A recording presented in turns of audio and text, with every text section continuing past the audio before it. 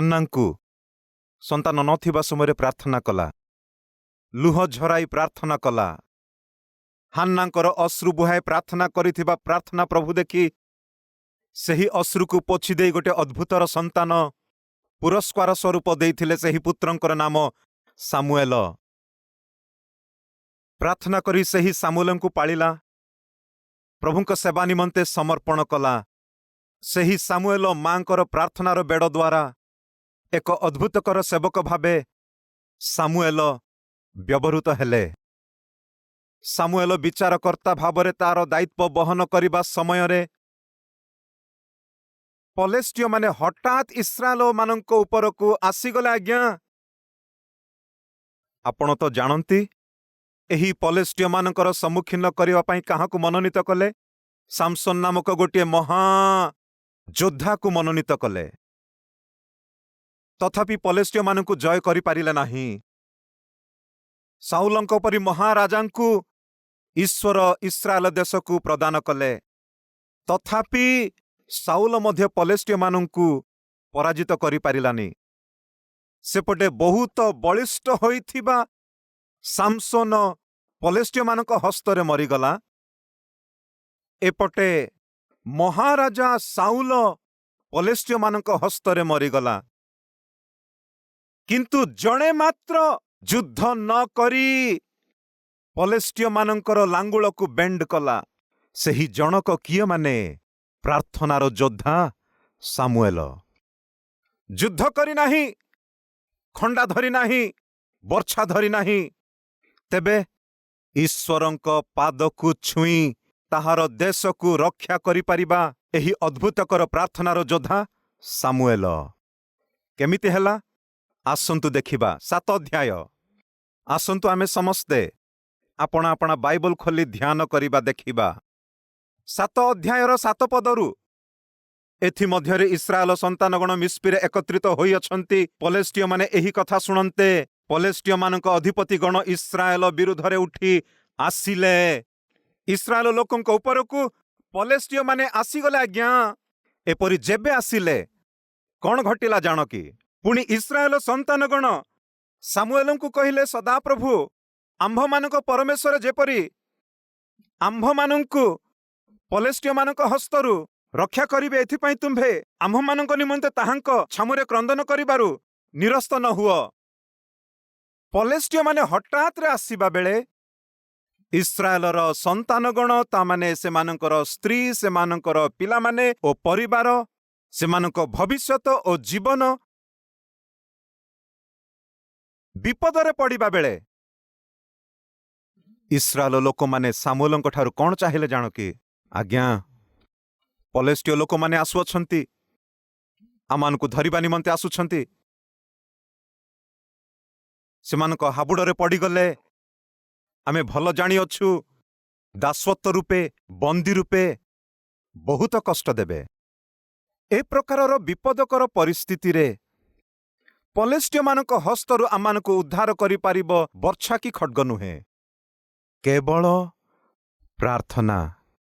आज्ञा सामुएल आम्भमानक पई प्रार्थना करिबो कि बोली प्रार्थनार शक्ति कौन अटे?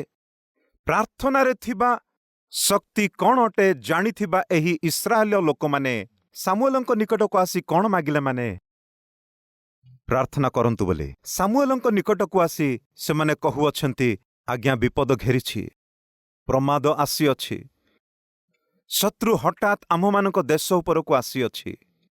ए शत्रु मानक ठारू ओ शत्रु भीतिरु आपद विपद ठारू आम्भमानकु रक्षा करिब। आज्ञा सेवक भावे तमे करिबा प्रार्थना। दयाकरी आम्भमानक निमंते प्रार्थना करिबा मात्र बंद कर नाही बोली कही सामुएलंकु एपरि कुहागला। सेतेबेले सामुएल कौन कला? आसंतु देखिबा 9 पदरु। तहु सामुएल एक दुग्धपोष्य मेष बश्च नेई सदाप्रभुंक उद्देश्य समुदाय होमबळी उत्सर्ग कले। आउ सामुएल इस्राएल पाई सदाप्रभुंक निकटरे क्रंदन कले ओ सदाप्रभु तांकु उत्तर देले। पुणी सामुएल होमबळी उत्सर्ग करुथिबा समयरे ପଲେଷ୍ଟିୟ ମାନେ ଇସ୍ରାଏଲ ବିରୁଦ୍ଧରେ ଯୁଦ୍ଧ କରିବାକୁ ନିକଟବର୍ତ୍ତୀ ହେଲେ। ମାତ୍ର ସଦାପ୍ରଭୁ ସେଦିନ ପଲେଷ୍ଟିୟ ମାନଙ୍କ ଉପରେ ମହାରବରେ ମେଘ ଗର୍ଜନ କରି ସେମାନଙ୍କୁ ବ୍ୟାକୁଳ କଲେ। ତହିଁରେ ସେମାନେ ଇସ୍ରାଏଲ ସମ୍ମୁଖରେ ପରାଜିତ ହେଲେ। ୱାଓ! ଆପଣ କଣ ବୁଝିଲେ? ଇସ୍ରାଏଲ ମାନଙ୍କ ସପକ୍ଷରେ ଯୁଦ୍ଧକୁ ଯାଇ ପଲେଷ୍ଟିୟ ମାନଙ୍କୁ ସେମାନଙ୍କୁ ମାଟିରେ ମିଶେଇବାକୁ ଥିବା ସାମସୋନ ଝିଅମାନଙ୍କ ପାଗଳରେ ପଡ଼ି ସେହି ପଲେଷ୍ଟିୟ ମାନଙ୍କ ମଧ୍ୟରେ ଓ ସେହି ପଲେଷ୍ଟିୟରେ ଯେଉଁଠାରେ ବେଶ୍ୟାମାନେ ଦେଖାଯାଆନ୍ତି ସେଠାକୁ ସେ ଯାଇ ସେମାନଙ୍କ ଦ୍ୱାରା ସେ ଧରା ପଡ଼ି ସେମାନଙ୍କ ମଧ୍ୟରେ ଧରାଯାଇ ପଲେଷ୍ଟିୟ ମାନଙ୍କ ଦ୍ୱାରା ବନ୍ଦୀ ହୋଇ ସେମାନଙ୍କ ମଧ୍ୟରେ ହିଁ ସାମସୋନ ଆପଣାକୁ ବଦ୍ଧ କଲା। ପାପ କଣ କଲା ଜାଣନ୍ତି କି? ଗୋଟିଏ ବଳିଷ୍ଠ ବ୍ୟକ୍ତିକୁ ଦୁର୍ବଳ କରି ହତ କଲା। କିନ୍ତୁ ପ୍ରାର୍ଥନା କଣ କଲା ଜାଣନ୍ତି କି? ଇସ୍ରାଏଲ ସନ୍ତାନଗଣ ପଲେଷ୍ଟିୟ ମାନଙ୍କ ଉପରେ ବିଜୟ ପ୍ରାପ୍ତ କରିବା ପାଇଁ ଆଧାର ହୋଇଥିଲା। ହେ ମଣ୍ଡଳୀ, ଯେଉଁ ହସ୍ତ କି ସମଗ୍ର ଜଗତକୁ ଧରିଅଛି ସେହି ହସ୍ତକୁ ହଲେଇବାର ଶକ୍ତି ପ୍ରାର୍ଥନାରେ ଅଛି। ଏହି ବାସ୍ତବ ଭୁଲନ୍ତୁ ନାହିଁ। ଆପଣ ପ୍ରାର୍ଥନା କରିବା ସମୟରେ ଏହି ସମଗ୍ର ଜଗତ ସୃଷ୍ଟି କରିଥିବା ପ୍ରଭୁଙ୍କ ସହିତ କଥା ହେଉଅଛ। ଏହି ବାସ୍ତବ ଭୁଲନ୍ତୁ ନାହିଁ। ପ୍ରିୟ ମଣ୍ଡଳୀ, ସାମୁଏଲ ଭଲ ଭାବରେ ଜାଣନ୍ତି ମୁଁ କରିଥିବା ପ୍ରାର୍ଥନା ଈଶ୍ୱର ଶୁଣିଥିବାରୁ ସମଗ୍ର ଦେଶକୁ ମହାବିଜୟ ଦେଲେ। ତାମାନେ ପ୍ରାର୍ଥନାରେ ଗୋଟିଏ ମହାନ ଶକ୍ତି ଅଛି। ଆଜି କେତେ ଜଣ ମା ମାନେ ବାପା ମାନେ ଏଠାରେ ଅଛନ୍ତି? ଆପଣମାନେ ଦୟାକରି ହାତ ଉଠେଇ ଦେଖେଇବେ କି? ଯେଉଁ ଲୋକମାନଙ୍କୁ ପିଲାମାନେ ଅଛନ୍ତି ହାତ ଉଠେଇ ଦେଖେଇ ପାରିବେ କି? ରାଇଟ୍। ଆପଣମାନେ ବିଶ୍ୱାସ କରନ୍ତି କି ଆପଣ କରିବା ପ୍ରାର୍ଥନା ଦ୍ୱାରା ପ୍ରଭୁ ତୁମ ପିଲାମାନଙ୍କୁ ରକ୍ଷା କରିବେ? ବିଶ୍ୱାସ କରୁଛ କି? ବିଶ୍ୱାସ କଲେ ହାତ ଉଠେଇ ଦେଖେଇବେ କି? ସେଥିପାଇଁ ପ୍ରଭୁ କହନ୍ତି ତୁମେମାନେ ପ୍ରାର୍ଥନା କରିବା ଉଚିତ। ତେଣୁ ସାମୁଏଲ କହୁଅଛି ମୁଁ କରିଥିବା ପ୍ରାର୍ଥନା ପରମେଶ୍ୱର ଶୁଣି ଇସ୍ରାଏଲ ଲୋକମାନଙ୍କ ଉପରକୁ ଆସି ଆକ୍ରମଣ କରି ବନ୍ଦୀ କରି ନେବାକୁ ଚାହୁଁଥିବା ପଲେଷ୍ଟିୟ ମାନଙ୍କ ଉପରେ ସେମାନଙ୍କୁ ପରାଜିତ କରି ଈଶ୍ୱର ଇସ୍ରାଏଲ ଲୋକମାନଙ୍କୁ ରକ୍ଷା କଲେ ଓ ସେମାନଙ୍କୁ ସୁରକ୍ଷା ଦେଲେ। ତାମାନେ ମୋ ପ୍ରାର୍ଥନାରେ ଶକ୍ତି ଅଛି। ଏହା ଜାଣିଥିବା ମୁଁ ପ୍ରାର୍ଥନା ନ କରି କେମିତି ନୀରବ ରହିବି? ମୋ ପ୍ରାର୍ଥନା ଦ୍ୱାରା ଦେଶ ସୁରକ୍ଷିତ ରହିବ ବୋଲି, ମୋ ପ୍ରାର୍ଥନା ଦ୍ୱାରା ସମାଜ ସୁରକ୍ଷିତ ରହିବ ବୋଲି, ମୋ ପ୍ରାର୍ଥନା ଦ୍ୱାରା ପରିବାର ସୁରକ୍ଷିତ ହେବ ବୋଲି, ପିଲାମାନେ ସୁରକ୍ଷା ରହିବେ ବୋଲି, ଏହା ଜାଣିବା ବେଳେ ପ୍ରାର୍ଥନା ନ କରି କେମିତି ରହିବି? ହେ ମଣ୍ଡଳୀ, ତୁମ ପ୍ରାର୍ଥନା ଦ୍ୱାରା ମଣ୍ଡଳୀ ସୁରକ୍ଷିତ ବୋଲି। ହେ ମା, ହେ ବାପା, ତୁମ ପ୍ରାର୍ଥନା ଦ୍ୱାରା ପିଲାମାନଙ୍କୁ ସୁରକ୍ଷା ବୋଲି। ପ୍ରିୟ ସ୍ୱାମୀ ସ୍ତ୍ରୀ, ତୁମ ପ୍ରାର୍ଥନା ଦ୍ୱାରା ପରିବାର ଗଠିତ ହେବ ବୋଲି। ଏହା ଜାଣିବା ବେଳେ ଆମେ ପ୍ରାର୍ଥନା ନ କରି ରହିବା କ'ଣ ଅପରାଧ ନୁହଁ କି? ସତରେ ଭୁଲ ନୁହଁ କି? ଆମେ ପ୍ରାର୍ଥନା କରିବା ବନ୍ଦ କଲେ କ'ଣ ହେବ? ବହୁଦିନ ପୂର୍ବରୁ ମୁଁ ଏକଥା କହିଥିଲି, ପୁନର୍ବାର କହୁଅଛି। ଏହା ଗୋଟିଏ କାହାଣୀ ମାତ୍ର। ସେଥିରେ ଥିବା ଭାବକୁ ଗ୍ରହଣ କରିବା ପାଇଁ ଦୟାକରି ଚେଷ୍ଟା କର। ଜଣେ ବ୍ୟକ୍ତିକୁ କେହି ନଥିଲା, ସମସ୍ତେ ତାକୁ ପରିତ୍ୟାଗ କରିଦେଇଥିଲେ। ସେ ସର୍ବଦା ଏକୁଟିଆ ରହୁଥିଲା। ପ୍ରେମ କରିବା ଲୋକେ କେହି ନାହିଁ, ପଚାରିବା ଲୋକେ କେହି ନାହିଁ, ଆଦର କରିବା ଲୋକ ନାହିଁ, ତାକୁ ବୁଝିବା ଲୋକେ କେହି ନଥିଲେ। ସେ ଗୋଟିଏ ଅନାଥ ହୋଇଥିଲା। ଏଣୁ ସବୁବେଳେ କାନ୍ଦି କାନ୍ଦି କାନ୍ଦି କାନ୍ଦି ଏପରି ଏକୁଟିଆ ତାର କାଳ କ୍ଷେପଣ କରି ଆସୁଥିଲା। ସେମିତି କାନ୍ଦୁ କାନ୍ଦୁ କାନ୍ଦୁ କାନ୍ଦୁ କାନ୍ଦୁ କାନ୍ଦୁ ତା ଚକ୍ଷୁରୁ ଲୋତକ ସବୁ ଝରିଲା। ଲୋତକ ଝରି ଝରି ଝରି ଝରି ଗୋଟିଏ ପୋଖରୀ ସଦୃଶ ହେବାକୁ ଲାଗିଲା। ଯେତେବେଳେ ତାହା ଗୋଟିଏ ପୋଖରୀ ପରି ହେଲା, ସେ ଯେତେବେଳେ ତାହା ବେଷ୍ଟନ କଲା ଓ ସେଠାରେ ଧୀରେ ଧୀରେ ଲତାଗୁଡ଼ିକ ବୃଦ୍ଧି ପାଇବାକୁ ଲାଗିଲା, ପୁଣି ସେହି ପୋଖରୀରେ ଜଳରେ ବଢ଼ିବାକୁ ଥିବା ବଞ୍ଚିବା ସମସ୍ତ ଜଳଚର ପ୍ରାଣୀ ସବୁ ବଢ଼ିବାକୁ ଲାଗିଲା। ପୁଣି ତା ଚାରିପଟେ ଗଛ ଓ ବୃକ୍ଷଲତା ବଢ଼ିବାକୁ ଲାଗିଲା। ସେ ବୃକ୍ଷର ଶାଖାରେ ପକ୍ଷୀଗୁଡ଼ାକ ବସା ବାନ୍ଧିବାକୁ ଲାଗିବା ଆରମ୍ଭ କଲେ। ସେ ପୋଖରୀରେ ଥିବା ମାଛଗୁଡ଼ାକ ଓ ବେଙ୍ଗଗୁଡ଼ାକ ଖାଇ ପକ୍ଷୀଗୁଡ଼ାକ ବଗଗୁଡ଼ାକ ଭଲରେ ବଞ୍ଚୁଅଛନ୍ତି। ଏହି ସବୁ ବିଷୟ ଗୁଡ଼ାକ ତାର ଅଜଣାତରେ ସେ ପାଖରେ ପୋଖରୀ ଚାରିପଟେ ଗଛ, ସେ ଗଛରେ ବସା ବାନ୍ଧିଥିବା ପକ୍ଷୀ ଓ ସେପରି ଜଳରେ ଥିବା ଜଳଚର ସବୁ ହ୍ୟାପିଲି ବଞ୍ଚୁଅଛନ୍ତି। ପୁଣି କାନ୍ଦୁ କାନ୍ଦୁ ଏହି ବ୍ୟକ୍ତି ସଡନଲି କାନ୍ଦିବା ବନ୍ଦ କରିଦେଇ ତା ଚକ୍ଷୁ ଖୋଲି ଦେଖିବା ସମୟରେ ତା ଆଗରେ ସୁନ୍ଦର ବାତାବରଣ ଦେଖାଯାଉଅଛି।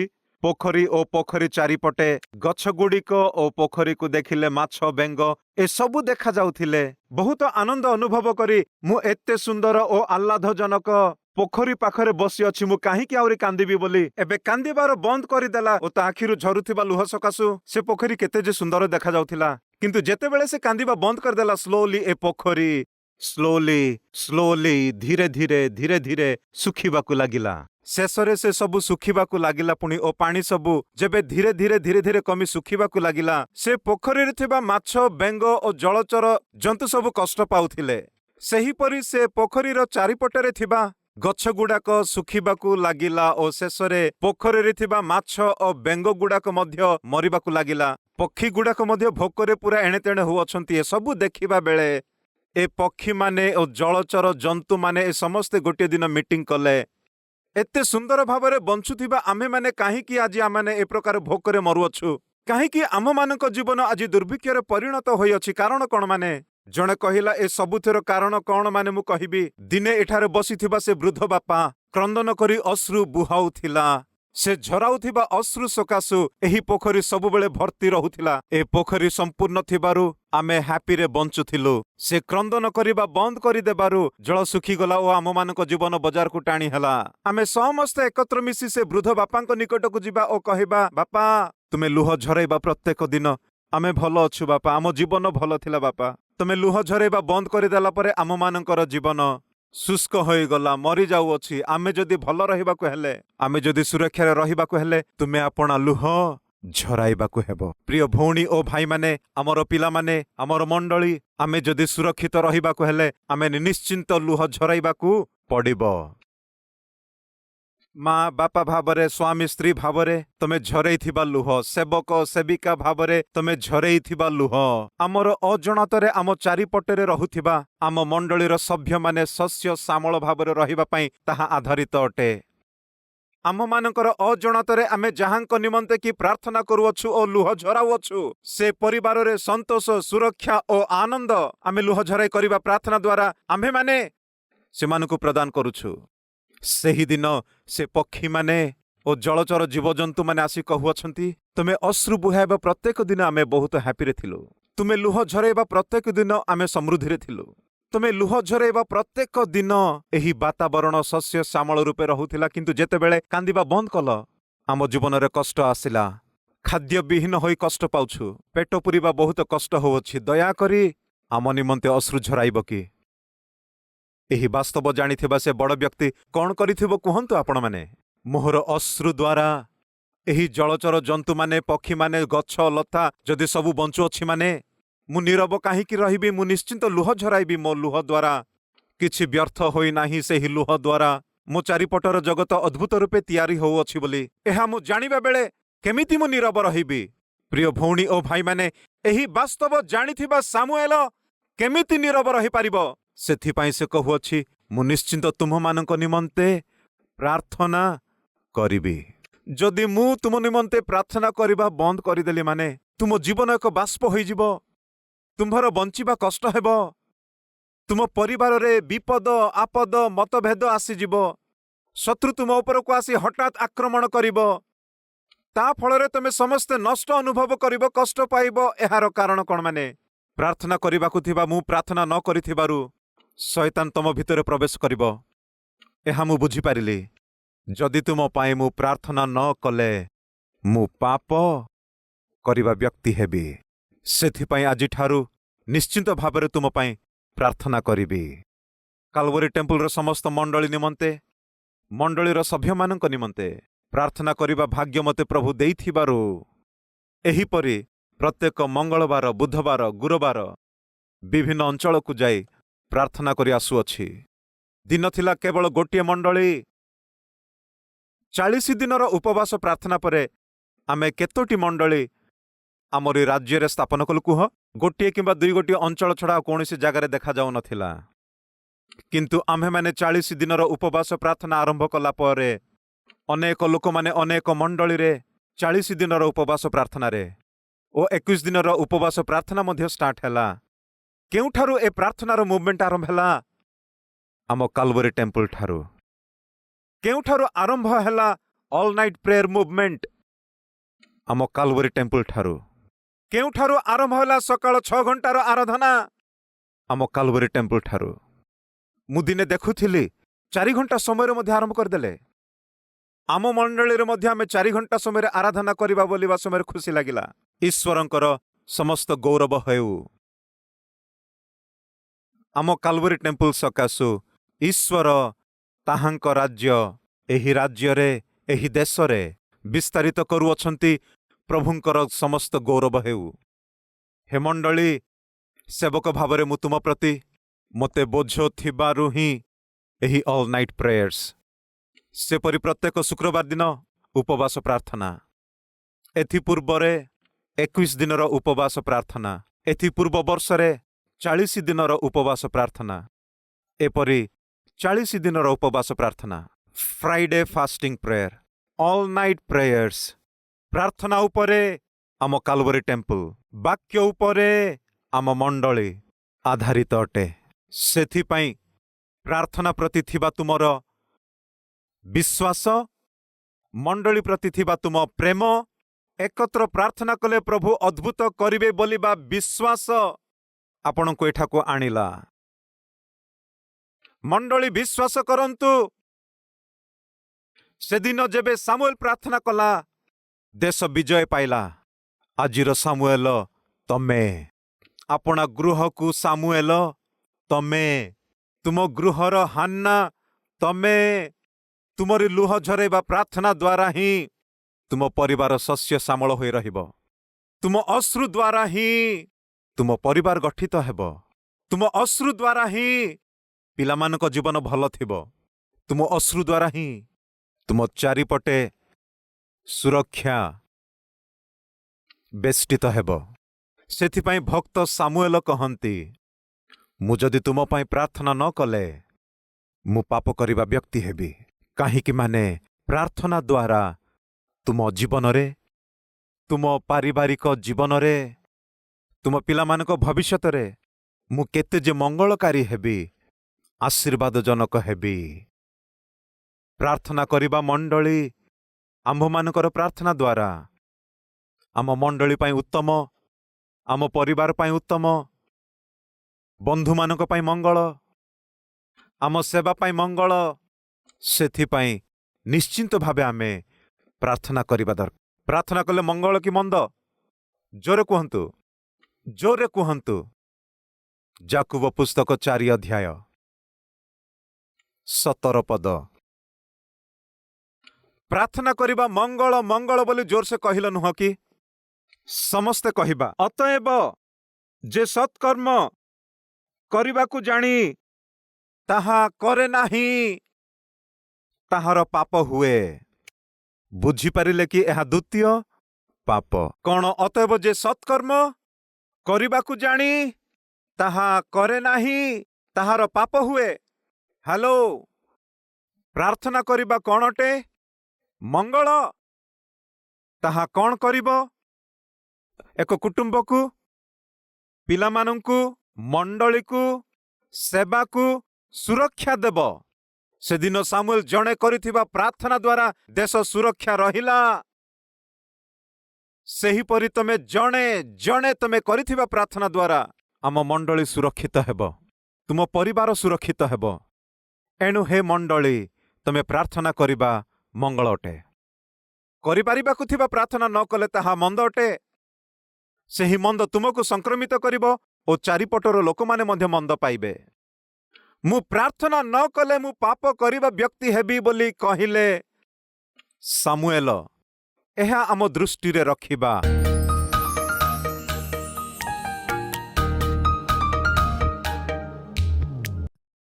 हे महापवित्र प्रेममय स्वर्गस्थ पिता तुमरी प्रशंसा गौरव करुअछु। प्रार्थना करिबा जानी ताहा न कले पाप हब। साहाଯ୍य करिबा जानी साहाଯ୍य न कले ताहा पाप हेब। पारिवारिक भावरे प्रार्थना करिबा जानी जदि आमे ताहा न कले ताहा मो परिवार पाई नष्ट। हे प्रभु जहा कि आमे करि पारिबु किंतु न करि रहिबु ताहा आम मानंकु नष्ट आनिदेब। एणु करी आजिठारु आरंभ करी ପ୍ରତିଦିନ ମୁଁ ଏ ପ୍ରଶ୍ନ କରିବାକୁ ହେବ, ମୁଁ କ'ଣ କରିପାରିବି? ତାହା ମୋ ପ୍ରଭୁଙ୍କ ନିମନ୍ତେ କରିବି। ମୁଁ ସେପରି ନ କଲେ ମୋ ନିମନ୍ତେ ତାହା ପାପ ହେବ। ଏହି ସୁନ୍ଦର ବାକ୍ୟ ପ୍ରାଞ୍ଜଳ ଭାବରେ ଆମ୍ଭମାନଙ୍କୁ କହିଲ। ବାକ୍ୟ ଅନୁସାରେ ବଞ୍ଚି ଆମ ଜୀବନ, ଆମ ପରିବାର ସୁନ୍ଦର ଭାବରେ ଗଠନ କରିବାର କୃପା ଦିଅ ବୋଲି ଯୀଶୁଖ୍ରୀଷ୍ଟଙ୍କ ନାମରେ ପ୍ରାର୍ଥନା ମାଗିଲୁ ପିତା, ଆମେନ୍।